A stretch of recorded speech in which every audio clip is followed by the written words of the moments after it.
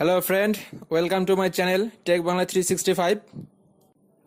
আপনারা বুঝতে পারছেন এটি একটি স্মার্টফোনের টিউটোরিয়াল যার নাম হচ্ছে Huawei Y7 Pro 2018।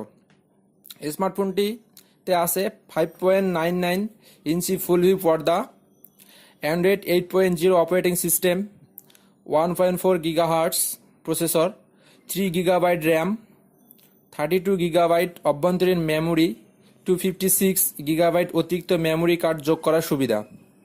সাথে পাচ্ছেন 3000 মিলি অ্যাম্পিয়ার ব্যাটারি।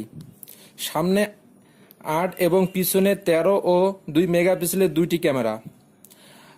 বাংলাদেশের বাজারে স্মার্টফোনটির দাম 15,990।